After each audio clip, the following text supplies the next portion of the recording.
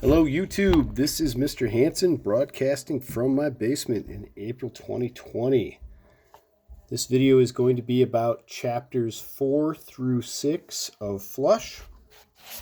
That is this novel right here. If you have not listened to the chapters yet, or if you have not read the chapters yet, please do that before checking out this video.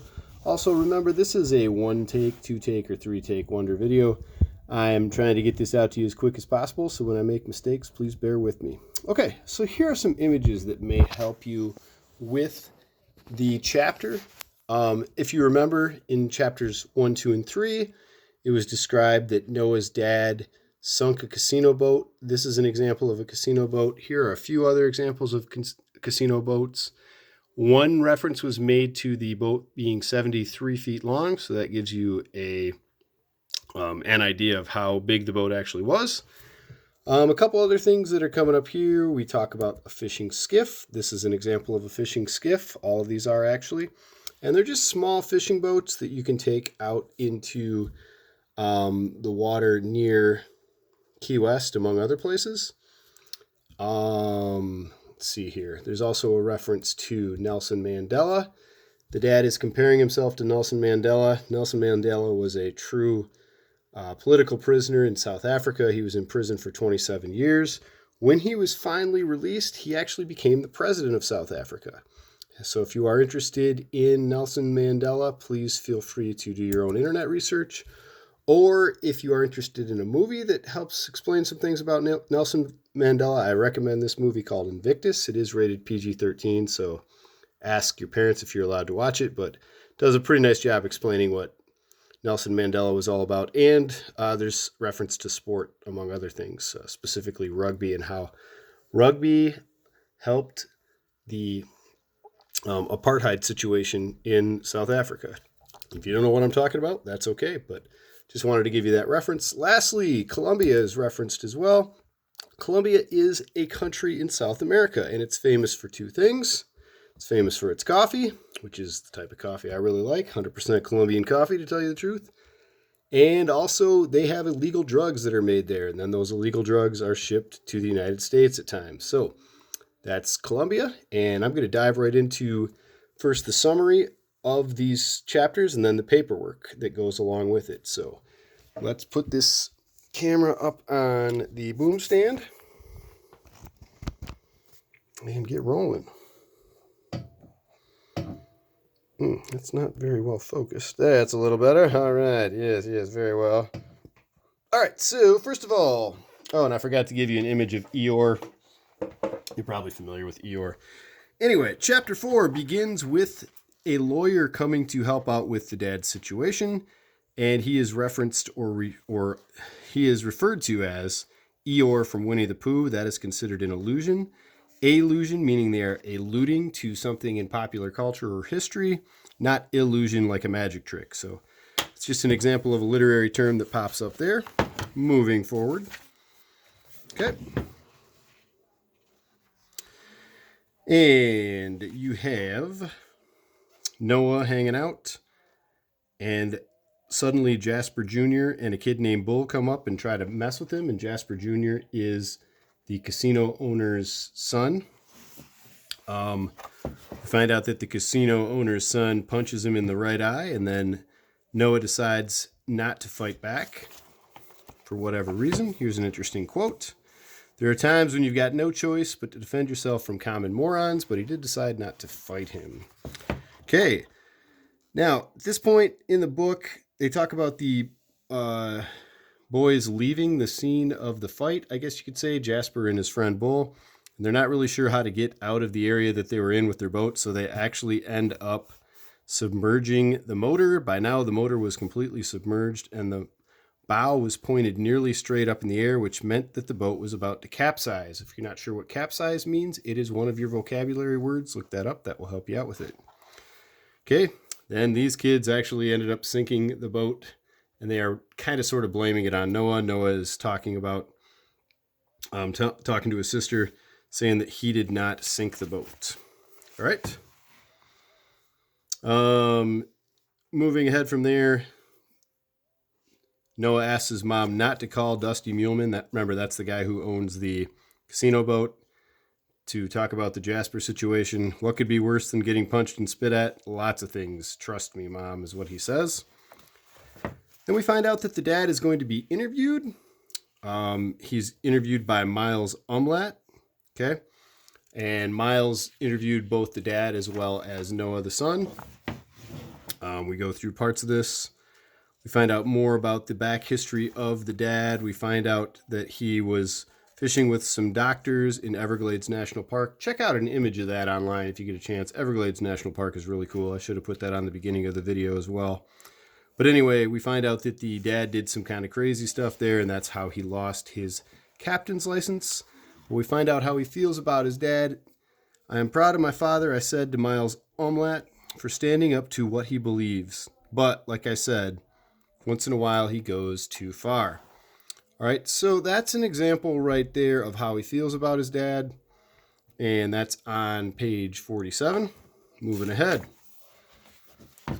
Find out that the lawyer was there for another reason.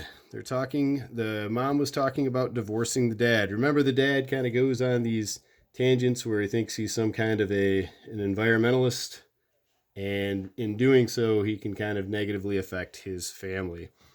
Now, moving on from there, we are told about the gentleman who lived in Colombia. The government was telling us that the body of Robert Lee Underwood, my grandpa Bobby, was still down in Colombia, and we find out that the grandfather left some money to a couple of the siblings, but the dad didn't touch it.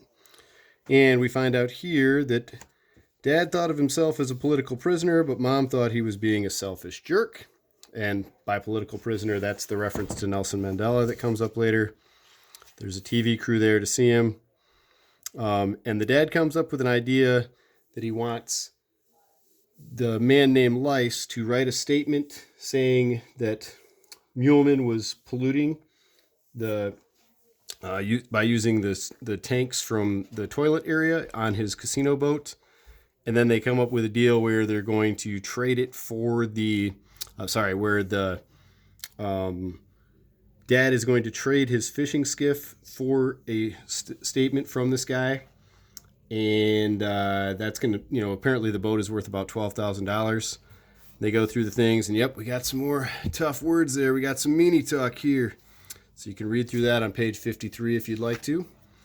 Moving ahead from there, we have another allusion. This is to a song by Sheryl Crow. I'll include that in the work document today. And the song is called My Favorite Mistake. And the mom is saying, yeah, maybe marrying this guy was a mistake. So she's really having a hard time with him being in the jail. At the same time, we find out that Lice knocks over Jasper's wheelbarrow that had the motor from the boat in it and kind of messes up the motor even more.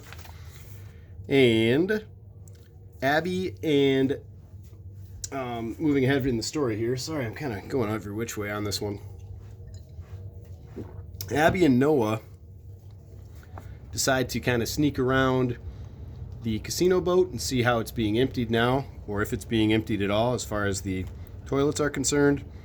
And they go there and they find out that it looks like there's a sewer tank that is actually being hooked up to the boat, and they're discharging the toilet area correctly now, or lawfully. So maybe they were before. However, we also find out that the sister is grabbed by a random person at the end of that chapter. A thick, greasy arm around my little sister's neck. Boy, so that's kind of a nice cliffhanger to lead into our next chapter. Chapter 6, sister was a biter. Sister chomps on the guy's arm and he lets her go. Okay. They decide they're going to go home and tell the mom the truth, but the mom doesn't even confront them. Your father, however, is now comparing himself to Nelson Mandela. And again, I referenced Nelson Mandela at the beginning of this video. That's what we would consider a false equivalence. A guy who purposely damages someone's casino boat is nowhere near the same as a person who was put in jail by their government for 27 years. In prison, I should say. And by the way, just so that you know, the dad could get out of prison at any point in time if they just pay the bail money. In real life, I'm thinking that it would actually be much higher than a general bail, because we're talking about malicious destruction of property, The casino boat's probably valued at over $1 million, blah, blah, blah, blah, blah. It's most likely that the bail would be set very, very high. You could look up what's called the statute in Florida if you were interested on that to find out what the true penalty would be for malicious destruction of someone's property. Anyway, moving on. Okay. They go through the rest of this article that was printed about the dad, and now the dad is still in jail, as we said, and Noah goes to visit him. They cut his visitation time down to 5 minutes, and they're making him wear an orange jumpsuit that says Monroe County inmate now. They were not as impressed with the printed article as he may have expected the police department to be, so they are imposing rules. They're actually enforcing the rules instead of just letting him wear his regular clothes and play chess and stuff like that. Okay. And as we move on to this, Dusty's crew didn't pump the wastewater into the basin. They hooked it up to a sewer tank on shore. That's an interesting reference on page 65. Okay. If Dusty Muleman was starting to obey the law, I thought, how would we ever prove that Dad's accusations were right? And we continue on with this. Now the dad's all excited because he's going to be interviewed on the 5 o'clock news. And be sure to tell your mom. I don't know if she's going to be that impressed by that whole thing. And then they talk about some of their family life before the, or how can I explain this? They talk about some of their fun family life experiences where they had the fishing skiff and then they'd come home with fish and they'd eat fish for dinner. And we're talking about Lice again. If he was Dad's best hope for a witness against Dusty Muleman, we might be in deep trouble. So Lice doesn't show up to pick up the boat, and we find out from his girlfriend that she was kicking the toilet to death because he left in the middle of the night, and all that she had to her name were $186, and he left with that, and that's kind of a difficult situation. You can tell they're in a tough situation when all she has to her name as an adult is $186, because most people can make that kind of money even at minimum wage in about 18 hours of work. I guess it would be more than that when taxes are taken out. Anyway, most people would like to have more money than $186 saved when they're an adult. Okay, moving on from here. And she tells him about the secret deal between her dad and Lice Peking, and then she says, Noah, I think I can help you, which was the last thing I expected, and we're at another cliffhanger. So that kind of goes through chapters 4, 5, and 6. Let me guide you through some of the paperwork for that. And then I'll cut you loose so that you can get this work done. Feel free to ask any questions on the email thread or through Google Classroom, or if you want to take a picture of what you finished and send that to me, you're welcome to do that as well. If you have the technological capabilities to do that, I can give you some feedback on that, of course, too. All right, dictionary detective. Whoa, exclamation mark. They're taking this detective thing pretty seriously. Could probably do without that. Here are your vocabulary words. Poach. They talk about poaching lobsters in that chapter. Capsize. I discussed that a little bit a while ago. Vandalism. Some of you may know what that is already. Ballistic. By ballistic, I think they're talking about someone going ballistic, not a ballistic missile or weapon. Volatile. Okay, think about that. That's a word that, in my opinion, relates a lot to the stock market at this time because it's going up, down, up, down, up, down, all over the place, every which way. That gives you an idea. And diluted. Okay, and we're talking about someone's state of being in that one. Here's some more examples of the vocabulary words in practice. Make some sentences with them. And they're asking you to write a simile, and it shouldn't be that difficult to do that because we've done that in class a lot. All right, moving ahead. Understanding the story. Chapter 4, Noah tells Miles Umlaut that he is proud of his father because, and these are your options, choose the best answer. And Chapter 4, Abby is crying because she overhears her mother ask her lawyer about, and this is at the end of the chapter, and I mentioned that during the discussion as well. Now, explain the deal that Noah makes with Lice Peking in Chapter 5 in order to help his father's case. Okay, write that down. You should be able to write that down in about 3 sentences or less. And what do Noah and Abby discover about the Coral Queen? How does this make Noah feel? Why? This is towards the end of Chapter 5 as well.